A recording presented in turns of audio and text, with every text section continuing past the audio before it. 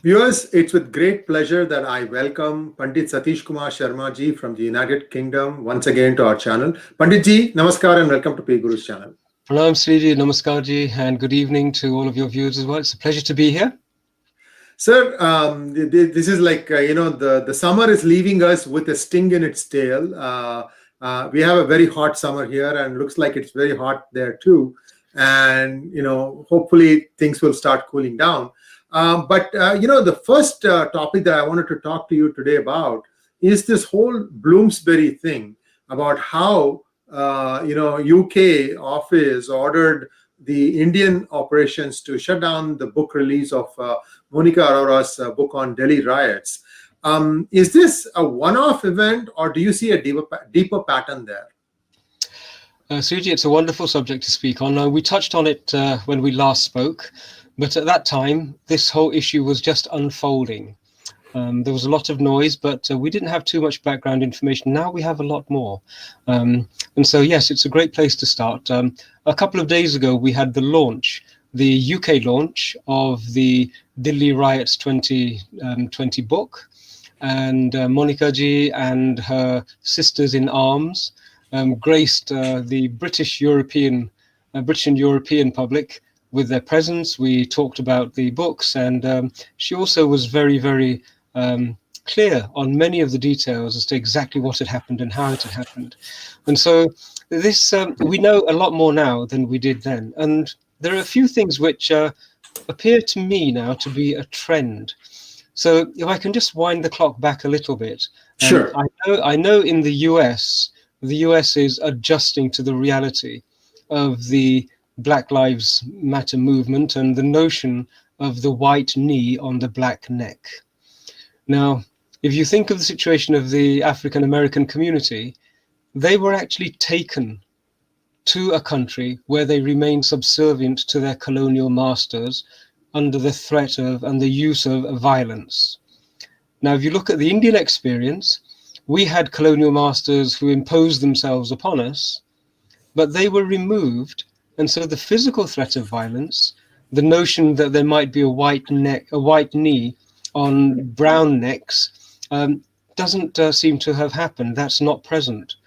But one thing that we've always suspected and felt was that there was definitely a soft power sort of a knee, which was on the neck of the Hindu and especially the Indian community, and certainly the BJP political machinery. And I think this is what's now becoming apparent. If you think about what happened, what Bloomsbury did was in essence throttle the launch of a book which presented a position which was counter to their desires. In Hindi or in Punjabi we say gale mein guthar. This is the sentiment that was experienced by all of us. So that was Bloomsbury UK putting a notional knee on the neck of Indian publishers and authors. I did a little bit of research afterwards to try and get other examples, and there are a few other examples that have cropped up only in the last month, just over a month, which are equally unpleasant and equally worrying. So if I give you one example, we had the situation of Wild Bill Dalrymple flexing his muscles there in New Delhi. And what that did is it prevented freedom of speech. What I've discovered is that in India, there's a very dear and highly respected friend of mine. I'm honored to be able to call him a friend. He's also a guide in many spiritual aspects. His name is Baba Rampuri, and he is the head of the Juna Akhada. Now, Rampuriji has an interesting history in that he was born in California as a white European descendant, arrived in the Kumbh Mela when he was age 17, was so overcome with the beauty of what he encountered that he never went back. And he just joined Juna Akhada. He's now 70 years old. And so he is a committed Sanatani in every manner. And we're really honored to have his presence as a significant figure in Juna Akhada. For the last 20 plus years, he'd been posting spiritual videos on YouTube, and they're to do with sadhana, they're to do with linguistics, etymology of words, Sanskrit, and many of the more esoteric aspects of the Naga Baba's paramparas. Nothing political, nothing unpleasant, and yet, with the flip of a switch, 22 years worth of YouTube videos suddenly vanished. And he has had absolutely no channels available to him to speak to anyone. He's tried to reach out, but it's like engaging with an old imperial colonial bureaucracy where you have absolutely no access to them. They just completely brush off any response. It's almost as though they are beholden and accountable to no one. And I did a little bit more digging, and this may not be connected, but one thing I did find was that he had critiqued the work of a white European Indologist, a group at SOAS, the School of Oriental and Asian Studies, you know, that den of Indologists and I have to be careful what I say. I should leave it as that den of Indologists. They're not held in high regard by anybody other than their own little echo chamber. But he had critiqued the work and the writings of one of these Indologists, not in an unpleasant manner, but highlighted the shallowness of that interpretation.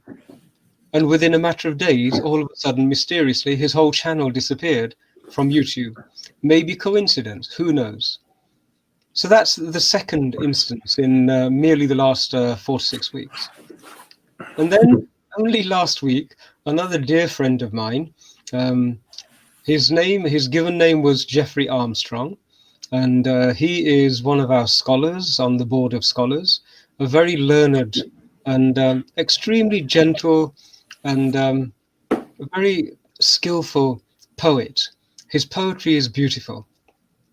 Now, he had been working, his shall we say, his magnum opus, his life's work, was to produce a contemporary translation in the English language of the Bhagavad Gita. Something which would be translational, but also still transformational. You know how much is lost in translation. Of course. But here we have somebody who has had a lifetime of sadhana, and he's steeped in our traditions and Sanskrit, and this is what he had wanted to do. So he launched this life's work on Facebook. And again, very courteous, very gentle, very reserved, completely unabrasive in any way, shape or form. And within days of him launching this book on Facebook, all of a sudden, he's banned. His account has been blocked. And again, no recourse, no response, no queries. So that's the third within the space of 4 to 6 weeks. Now, I think that's sufficient evidence to establish a trend. I completely agree with you, sir. And this thing needs to be seen to the logical end, meaning, like, you have to find out who are the people behind it. I do know for a fact that there are paid people who are asked to go to a certain page which appears to be opposite of what they want the narrative to be, and then do a mass complaining. And people have also talked about having bots to do that. So when you have, what happens is companies like Facebook, Twitter, even YouTube, they don't manually go through every comment or every input to try and filter the quality of the content that is put on their platform. They wait and see how the responses are, and based on that, they react. And even the reaction is done algorithmically. It's not done manually. So only when somebody, complains and screams, then some human start looking at it. So this whole cycle takes 48 hours, sometimes even longer. But they know that they can effectively throw a spanner in the works, especially if you think about it. Virality of anything, any event happens in the first 48 hours. That's so right. essentially they have doused it with water. So these are all nefarious designs. The same AI engines that are looking at the comments can also be used to look at the IP addresses from where these are emanating, establish a pattern saying that these are having a lower coefficient of reliability. I want to define a new word here: coefficient of reliability. No, you're absolutely right. And most of us in the tech field have come across algorithms, and it's not actually too complicated to produce an algorithm which would do exactly what you have said. If you have a pristine account which has been running for decades without complaint, and then all of a sudden a flurry of complaints come in, it's not beyond the ken of human thought to think, well, hang on a moment, this is an aberration, and we shouldn't just automatically block it. But the really troubling thing is the completely the inaccessibility. The right of appeal is absent. Now, if I take it into a slightly different space, sometimes these companies say we're publishers when it suits them, and sometimes they say no, we're telecommunications operators when it suits them. But if you can imagine a situation where a telecom company is saying to you, yes, we're providing you a phone service, but here are the words that you can say, and if for any reason somebody complains that the words that you have been using, which we're going to monitor, by the way, we're going to disconnect your service, we'd be up in arms. Right? That is a complete denial of freedom of expression. And what's happening here seems to be equally draconian and equally unacceptable. Now, one other aspect which I'd like to connect to this is that we've heard the good news that only a few days ago, Prime Minister Modi's government banned 118 apps, I think. That's correct. That's correct. On top of the 58 already done before. 59. That's right. Yeah. We're approaching 170, 175 right. apps. And the publishers of those applications have been denied access to the Indian market. Mm-hmm.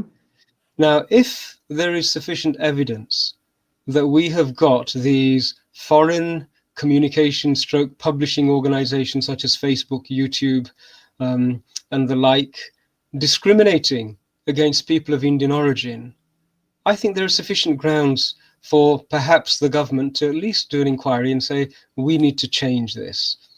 Because imagine the transformation that's occurred in India and how rapidly it's occurring is because we're so well communicating. You know, we're connected and we're communicating each other on a much better basis. And if that is being denied, prevented, interfered with, then that is in the national interest to make sure that our rights are protected in that space. It's happening with people power everywhere. Here in the United Kingdom, you know, we've had problems with the BBC for quite some time. They've always been colonialist, they've always been supremacist, completely anti-Hindu and very significantly anti-India in their coverage. Well, over the last, let's say 6 months, they have lost over 500,000 subscribers, not subscribers, license payers. And these are people who have been paying a license fee for decades. The attrition rate is going up and up and up. And I think they're anticipating within a very short space of time, over 1 million license fee payers will have abandoned the BBC. That is £158 million just lost because the public has decided that the BBC does not represent their interests, is not amenable to being guided or being changed, and has become a bit of a Frankenstein. So people power has a great power in this time. We have to work out how to use these things. And so I would really like somebody like our Ishkaranji, who is doing so much work on his Warriors for SSR campaign and doing it so well.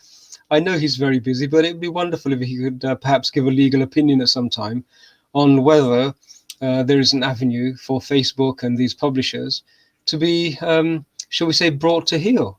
That would be of a great service to all of us. Yes, indeed, I agree with you, sir. So we have to wait and see, because these things sometimes look unconnected, but they actually are very connected. And so there's things happening in the United States also. I must tell viewers that finally the Indian American community is able to stand back, or I don't know what you want to call it. They have stood up and they have started fighting some of the good fights. And in Redmond, one of the new organizations formed, the APPWW, just managed to stave being sort of like listed under not desirable. I don't know the exact words, but if they had gotten under that category, that would have made them ineligible for a lot of state funds, which they are now, and they just got started, and people have managed to somehow taint them with the wrong image, and luckily reason prevailed at the time of vote, and that was staved for now. But there are people who still want to continue this, and I think you just have to be on your guard.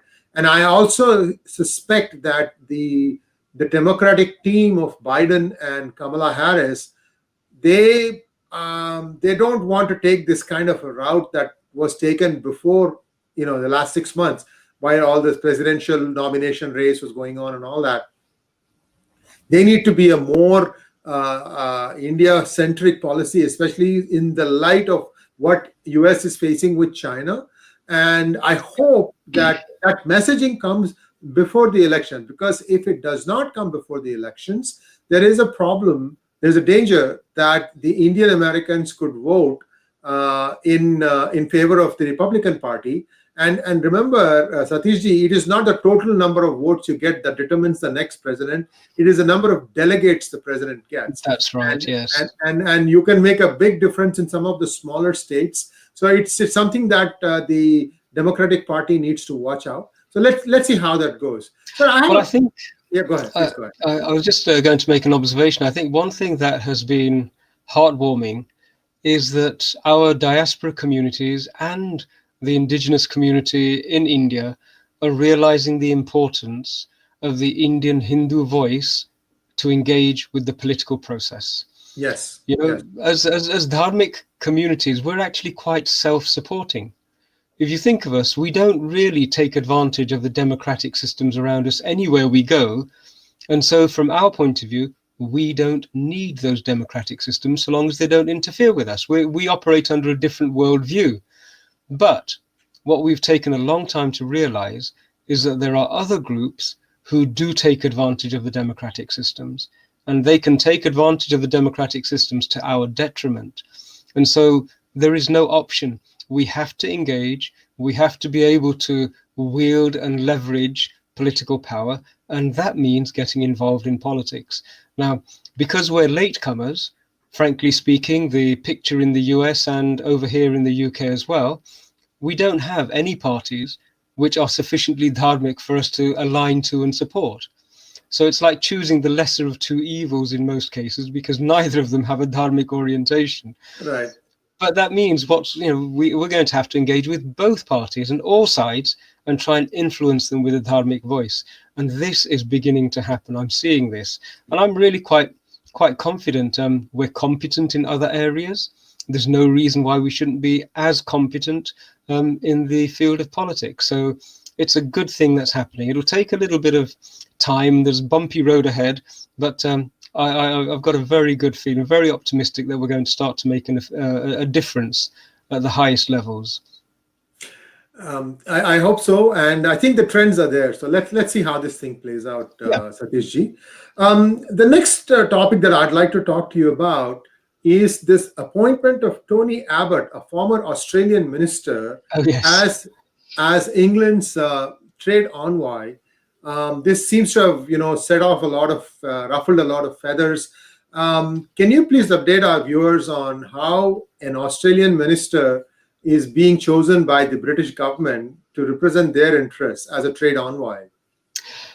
Wonderful question, and I'm delighted that you picked it up over there. Here in the UK, it's causing what's described as a furious row over his appointment.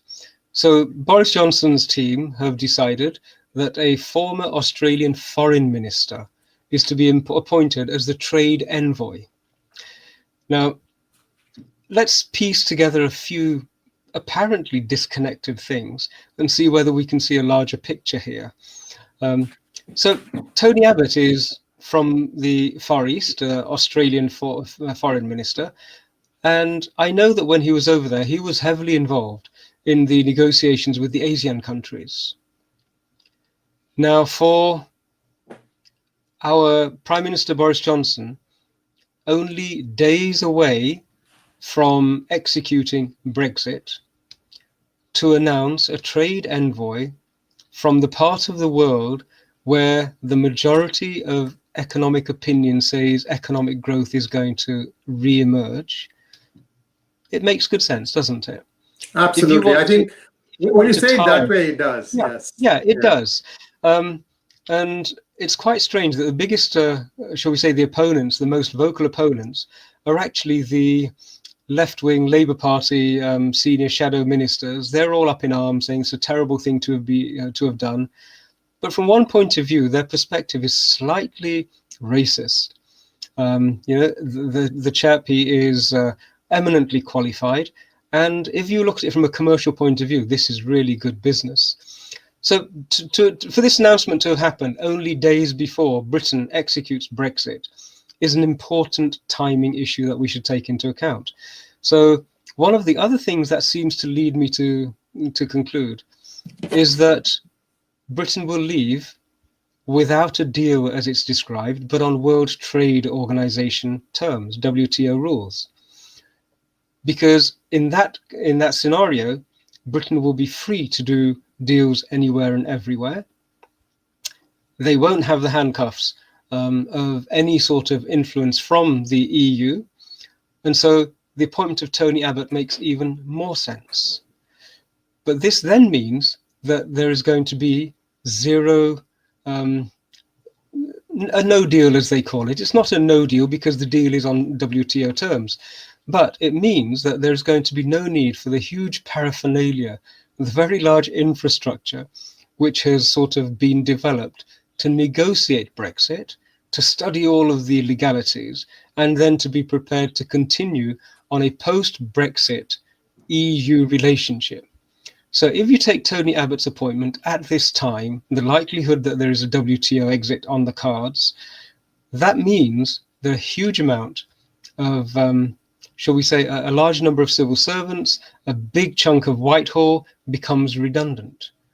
And that also then fits nicely into a picture where you have an economy which is trying to recover from the ravages of COVID and what COVID has done to all of the global economies.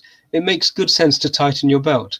And so what you can do in two birds with one blow is to get rid of a huge civil service, an unnecessary civil service dedicated to Brexit. So that's another tick.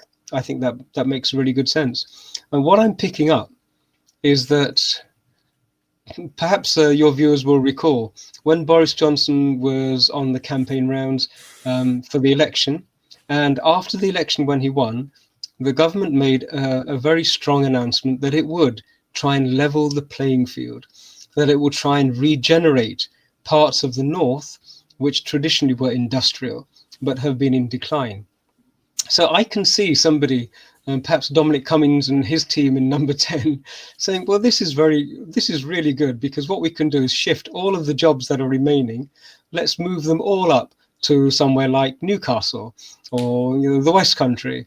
And at the same time, we can offer all of these very highly paid, very expensive civil servants with their golden parachutes and their gold-plated pensions the opportunity to move from central London and go and relocate up north, or they can obviously perhaps resign. So this, if you piece those together, it comes together as quite a sensible sequence of events. And on top of that, one thing that I'm really pleased about, to be honest, is that in this country, we have had, although the colonies have gone, we have had an infrastructure which was constructed to administer colonies. Yes. And that's a world that has disappeared. And so Britain has to upgrade, it has to modify, it has to come into the 21st century with means of governance which are appropriate, not just to the time now, but the future of a decolonizing world. It needs to be so much more modern. And so that is another objective that can be achieved in this very short space of time. And if that is the plan, then I think that's a plan which has been very well conceived and is likely to be very effectively and very quickly executed. In fact, this is a messaging that Boris Johnson can say without saying it in so many words, that less is more. And in this case, less bureaucracy is definitely more for the people of United Kingdom. So Yes. with those thoughts, I think we will come back again and talk to you hopefully more frequently. I know you've been very busy and we've been very busy. But Panditji, it's always a pleasure to have you on our channel. And as always, namaskar, and hope to see you soon again. Sweetie, thank you so much. It's been a pleasure. As you say, we have had a very busy season for the last 2 or 3 weeks. There are very interesting developments still happening on the Labour side, certainly in terms of Labour's relationship to India, and I'm hoping to be able to share some of those with you next week. Just in conclusion, we talked about dismantling a colonial infrastructure in this country. I think there might be a bit of advice that we could offer to the BJP government in India, because remember, we had a colonial infrastructure in the UK and then a colonial infrastructure in India. One was dependent upon the other and they worked very much together. India doesn't need the same infrastructure that was created in order to be an extension of empire. So perhaps Modiji's government could consider relocating all of the intransigent occupants of North Avenue and South Avenue just next to Rashtrapati Bhavan, perhaps relocating them to Assam or somewhere where they can help regenerate and provide a glue between such a large and far-flung country. I think that would be a wonderful idea. Absolutely, I couldn't agree with you more. And let's try and see how this plays out. You know, and I know that we give a lot of unasked for advice, but some do get taken up. So you never know. So thank you so much, Indeed. sir. Yeah. It's been a pleasure, and stay safe and be well. Namaskar ji, pranam. Namaskar.